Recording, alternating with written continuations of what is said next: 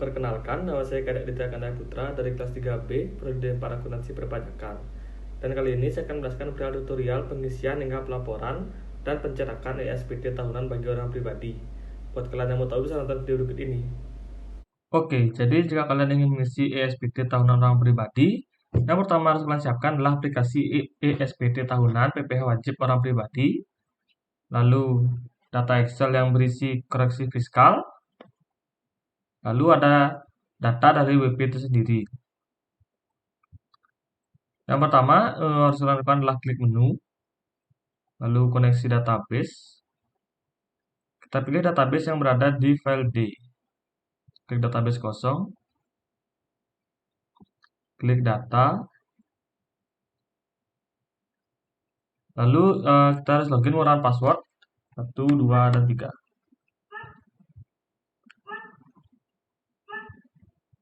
Oke, jadi untuk pengisian SPT tahunan ini, yang pertama kita lakukan adalah buat SPT baru, lalu klik bagian SPT tahunan UP 1770, tahun pajaknya 2019. Periode pembukanya kita mulai dari Januari 2019 sampai dengan bulan Desember 2019.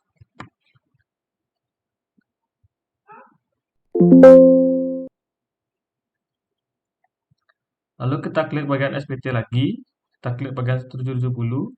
Nah, untuk mengisi SPT tahunan ini, kita mulai dari belakang, yaitu dari lampiran 4. Nah, pada lampiran 4 ini, kita akan disuruh untuk mengisi harta yang dimiliki oleh wajib pajak pada akhir tahun. Data harta yang dimiliki Panlocong sendiri sudah terdapat pada bagian data di sini.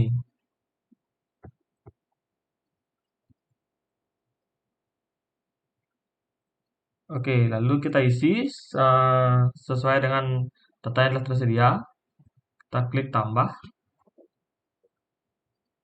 Untuk data yang pertama itu adalah tabungan masa depan. Untuk kode hartanya kita pilih tabungan. Nama hartanya adalah tabungan masa depan.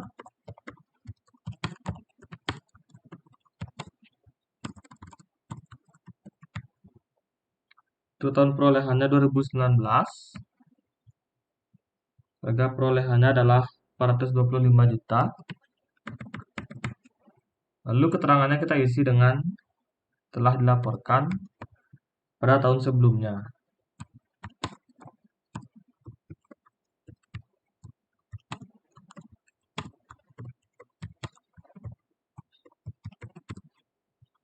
Lalu kita klik simpan.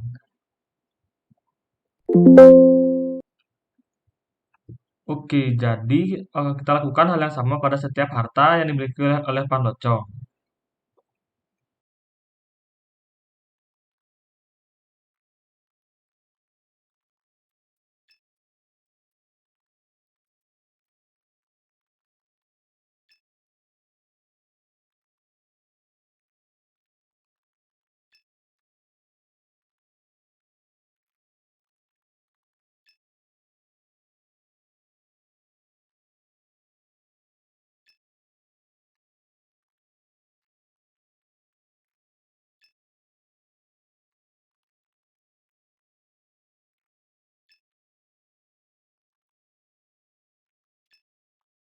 Oke, jadi jika seluruh data harta pada bagian A telah masuk, kita klik pada bagian B.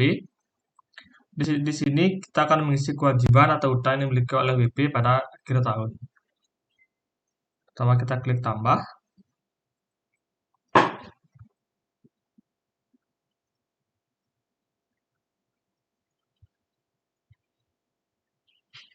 Nah, untuk Panlocong sendiri, kode utangnya adalah 101 karena merupakan utang bank. Untuk nama pemberi pinjaman adalah Bank BCA. Untuk alamatnya sendiri ada di Jalan Jenderal Sudirman nomor 6 Denpasar.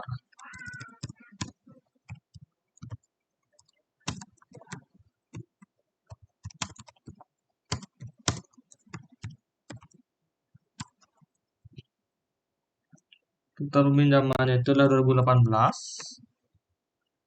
Nah, untuk jumlahnya di sini kita menggunakan saldo pada 2019.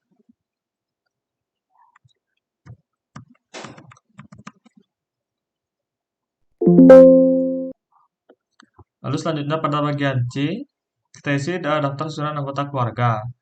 Data ini bisa kita lihat pada soal, yaitu pada halaman pertama.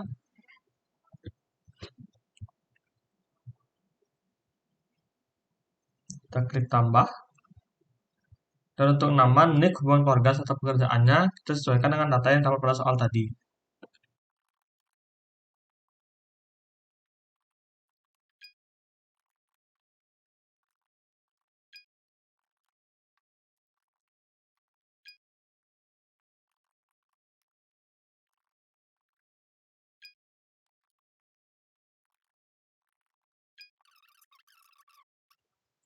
Oke, setelah mengisi lampiran 4, yang selanjutnya kita lakukan adalah mengisi lampiran 3. Di mana cara itulah klik bagian SPT, klik 1770, klik lampiran 3. Nah, pada lampiran 3 ini terdapat dua bagian, yaitu bagian A dan bagian B dan C. Nah, dalam mengisi lampiran 3 ini, kita mengambil data dari file Excel dari rekonsiliasi fiskal yang telah kita buat. Yang pertama kita isi adalah pada bagian bunga deposito, tabungan, diskonto SBI, dan surat berharga negara. Untuk dasar pengenaan pajaknya itu adalah sebesar 15 juta.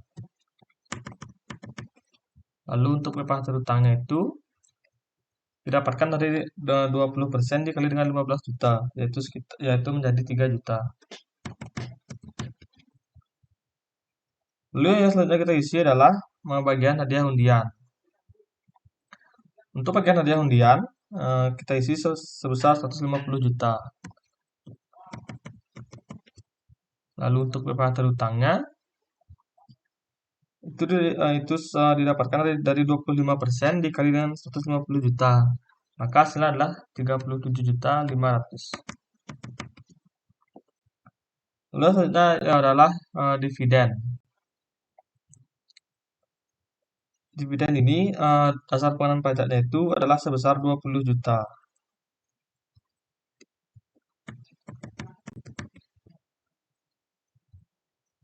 Lalu untuk PPh terutangnya dia adalah sebesar 10% dikali 20 juta, yaitu 2 juta. Lalu setelah kita mengisi seluruh kolom ini, pastikan bahwa kita sudah mengisi sesuai dengan data yang terdapat pada lampiran Excel tersebut. Lalu kita dapatkan bahwa total PPh terutangnya adalah 42.500. Setelah kita mengisi bagian A, kita klik simpan. Lalu yang selanjutnya kita isi bagian B dan C. Nah, di sini berisi penghasilan tidak termasuk objek pajak.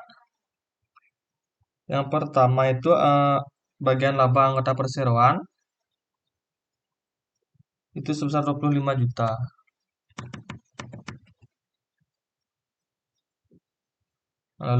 Lalu maka kita akan dapatkan hasilnya pada bagian B ini menjadi 25 juta. Lalu kita klik simpan. Nah, jika sudah menyimpannya, maka kita pastikan bahwa data pada lampiran 3 ini, baik bagian A maupun bagian B, sudah sesuai dengan lampiran pada Excel.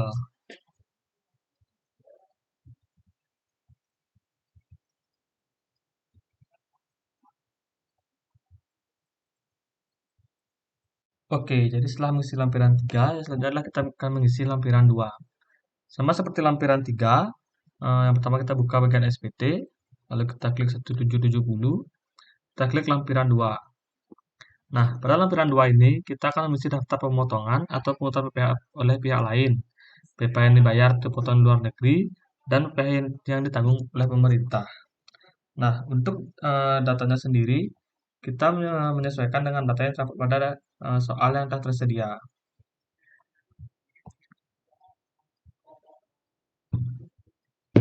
Nah, di sini akan terdapat formulir rekam data. Untuk namanya yang pertama kita isi dengan Universitas kan PT Bali Dewata.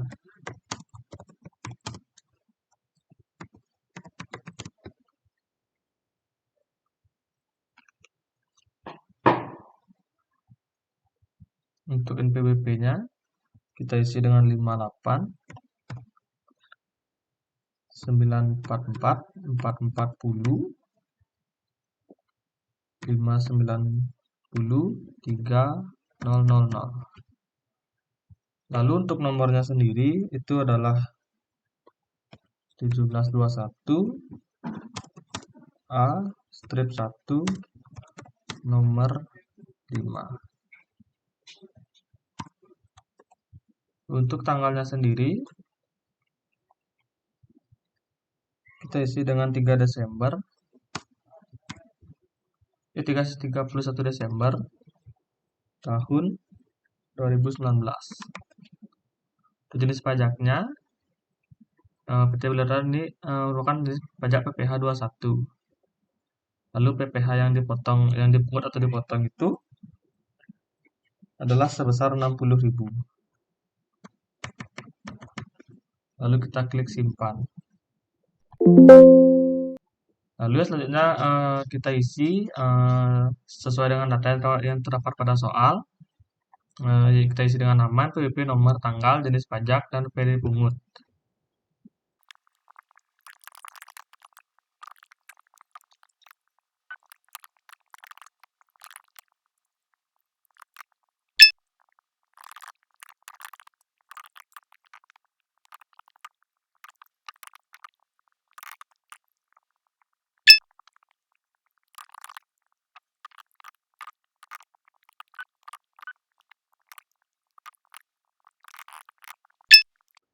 Oke, jika kita sudah mengisi seluruh data pada lampiran 2, maka akan muncul tampilan seperti ini. Lalu kita klik silang. Oke, jadi setelah mengisi lampiran 2, selanjutnya kita lakukan adalah mengisi lampiran 1. Sama seperti lampiran 2, 3, 4, yang pertama kita buka SPT, kita klik 1770, kita klik bagian lampiran 1. Nah, di lampiran 1 ini ada 3 bagian A, C, dan D. Untuk bagian A ini, pertama ada bagian D audit atau tidak, bagian A1, A2, A3, dan A4. Untuk bagian di audit atau tidak ini, kita lewati karena laporan keuangan dari WP itu tidak diaudit. Lalu untuk bagian A1, kita mengambil data dari tugas yang sudah dibuat sebelumnya, yaitu tugas rekonsiliasi fiskal. Dari sini. Lalu, pada pokok yang pertama, pada peredaran usaha, itu kita isi dengan jumlah 5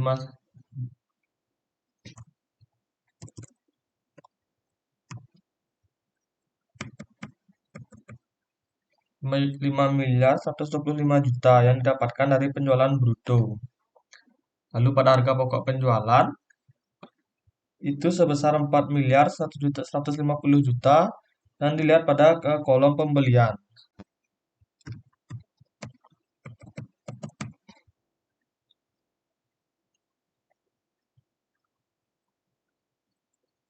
Lalu laba atau rugi bruto usaha akan berjumlah sebesar 175 juta. Lalu untuk biaya usaha kita lihat pada kolom jumlah biaya umum sebesar 728 juta.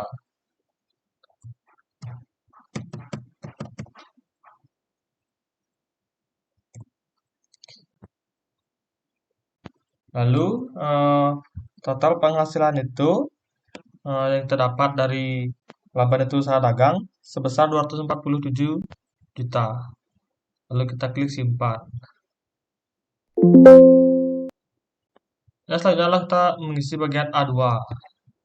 Nah, di A2 ini terdapat kolom untuk mengisi data penyesuaian fiskal positif. Yang pertama itu ada biaya yang dibebankan atau dikeluarkan untuk kepentingan pribadi, wajib pajak, atau orang yang menjadi tanggungannya. Ini kita isi sebesar 51 juta.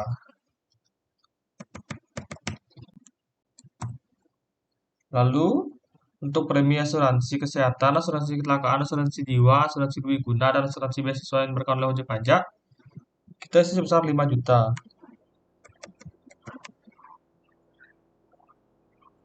Lalu pada bagian penggantian imbalan, penggantian atau imbalan sehubungan pekerjaan atau jasa yang diberikan dalam bentuk natura atau kenikmatan, kita isi sebesar 17.500.000.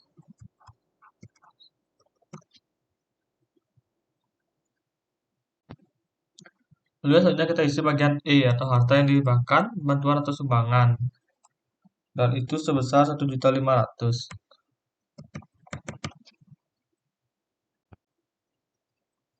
Kemudian selanjutnya kita isi bagi kolom sanksi administrasi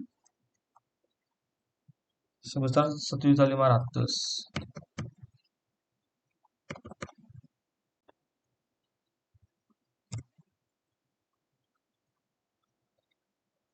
Lalu pada bagian K yaitu penyelesaian fiskal positif lainnya kita isi sebesar 17.500.000. Sama seperti bagian A1, bagian A2 ini kita mengambil seluruh datanya dari kertas kerja koreksi fiskal yang telah kita buat sebelumnya. Lalu untuk bagian A3, pertama kita klik simpan dulu. Lalu untuk bagian A3 dan A4, yaitu penyelesaian fiskal negatif. Yang pertama itu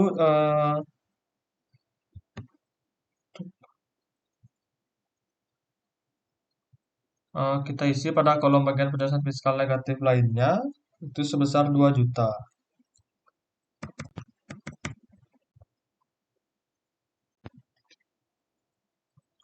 Lalu setelah semuanya selesai kita klik simpan. Setelah mengisi seluruh data pada bagian A, selanjutnya kita mengisi data pada bagian C. Nah, di sini merupakan data penghasilan itu dalam negeri hubungan dengan pekerjaan yang tidak termasuk penghasilan yang dikenakan PPh bersifat final. Yang pertama itu kita klik tambah. Nah, di sini ada formulir rekam data untuk nama pemberi kerjanya. Yang pertama itulah PT Bali Dewata.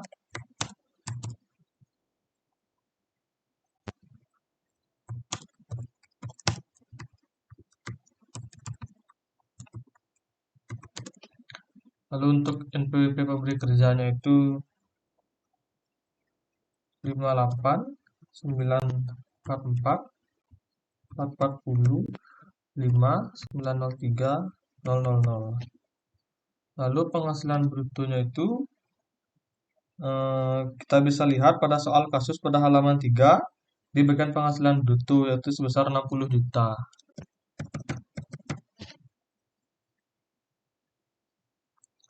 Lalu untuk pengurangan penghasilan bruto atau biaya itu untuk PT Bali Dewata sebesar 4.800.000.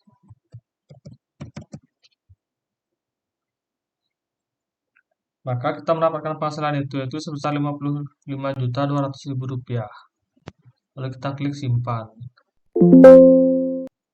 Yang selanjutnya itu kita tambah lagi.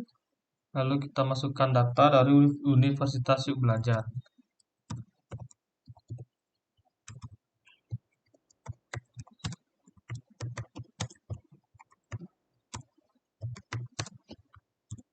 Untuk NPWP pemberi kerjanya 58 944 440 5 903 000. Lalu untuk penghasilan brutonya kita bisa melihat pada soal kasus pada halaman 4 pada bagian jumlah penghasilan bruto yaitu sebesar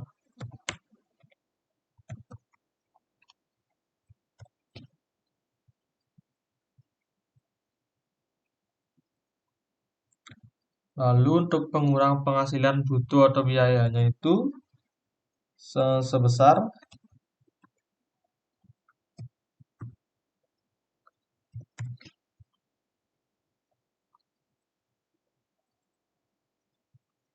Oke, lalu penghasilan netonya menjadi sebesar Rp81.588.969. Lalu kita klik simpan. Sini kita klik simpan lagi. Lalu kita pindah ke bagian C. Untuk bagian C ini kita mengisi data dari penghasilan neto dalam negeri lainnya yang tidak termasuk penghasilan yang dikenakan PPh bersifat final. Pada poin 1 yaitu bagian bunga, itu kita isi sebesar 15 juta. Dan didapatkan dari soal kasus halaman 4 pada bagian bunga pinjaman PT Fans Sinar.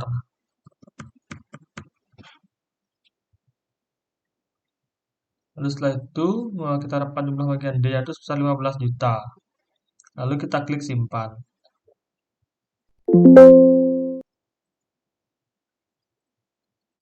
Oke, setelah mengisi lampiran 1, 2, 3, dan 4, selanjutnya kita akan mengisi bagian SPT induk. Yang pertama kita klik bagian SPT kembali, 770, dan kita klik bagian induk.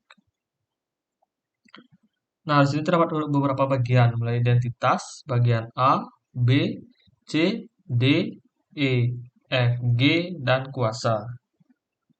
Nah, pada bagian identitas, kita pastikan bahwa NPWP dan nama wajib pajak itu sudah benar sesuai dengan data yang kita punya.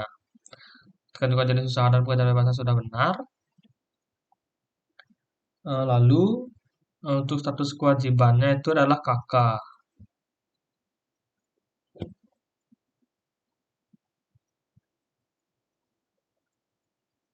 Lalu pada bagian A, akan sudah otomatis terisi sesuai dengan data yang telah kita input tadi.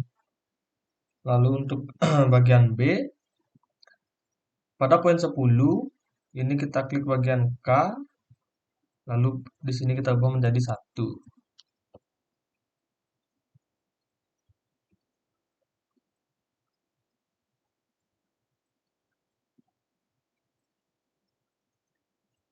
Lalu pada bagian C, tidak ada yang dirubah. Lalu pada bagian D, pada kolom nomor 17, di PPh pasar 25 bulanan, terisi sebesar 46 juta.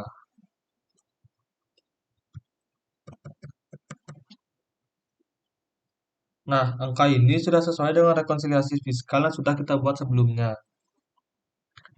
Lalu untuk bagian E, itu tidak ada yang dirubah.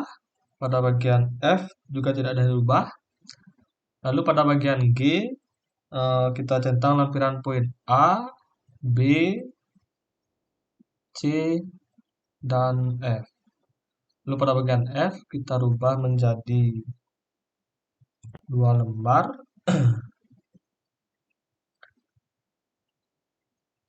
Oke, yang selanjutnya pada bagian kuasa, kita klik bagian wajib pajak. Dari sini akan otomatis muncul nama wajib pajak serta NPWP-nya. Untuk tanggalnya sendiri, kita gunakan tanggal 1 Maret 2020. Terus setelah mengisi bagian identitas, bagian A sampai G, lalu bagian kuasa, kita klik bagian simpan.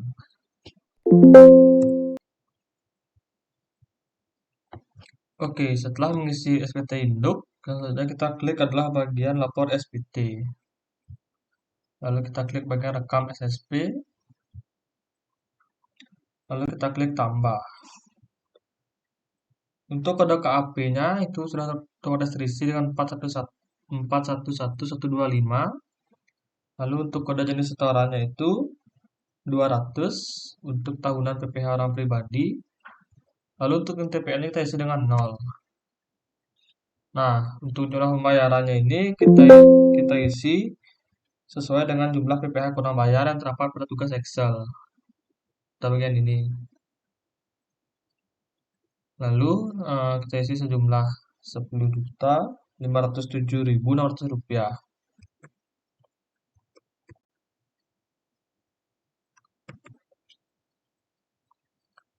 Lalu untuk tanggal pembayarannya itu adalah tanggal 1 Maret 2020. Lalu kita klik simpan. Lalu kita klik silang. Nah, dan jika sudah keluar seperti ini artinya data SSP lah berhasil dibuat.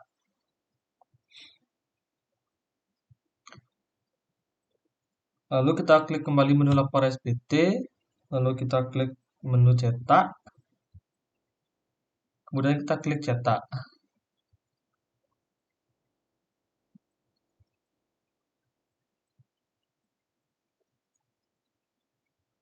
Nah, maka di sini akan muncul formulir SPT PPh wajib pajak orang pribadi. Lalu ini bisa kita print.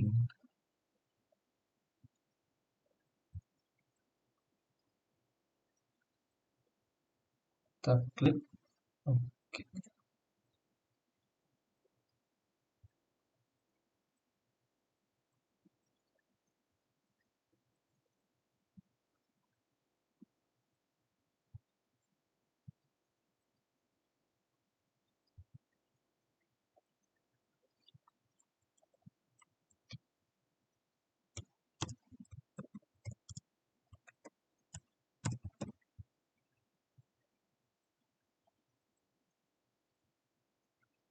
Nah, setelah kita memprintnya tadi,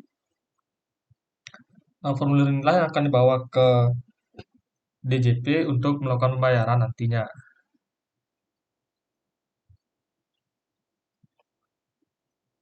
Lalu kemudian klik menu lapor SPT kembali. Kita klik bagian lapor data SPT ke KPP. Nah, maka di sini akan terlihat bahwa jumlah PP yang kurang bayar atau lebih dibayar adalah sebesar 49.432.400 rupiah. Dan jumlah SSP yang telah dibayar itu adalah 10.507.600 rupiah.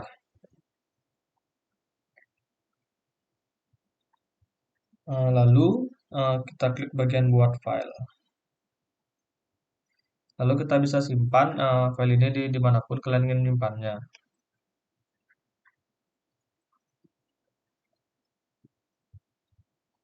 Lalu kita klik OK. Nah, maka akan muncul beritahu bahwa file CSV telah berhasil dibuat.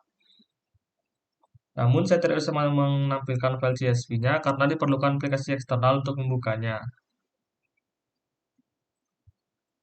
Oke, jadi itulah tutorial pengisian pelaporan hingga pencetakan ESPT tahunan bagi orang pribadi. Saya mohon maaf bila masih ada kekurangan maupun kesalahan kata dalam penyampaian materi tadi. Dan video ini saya akhiri dan terima kasih.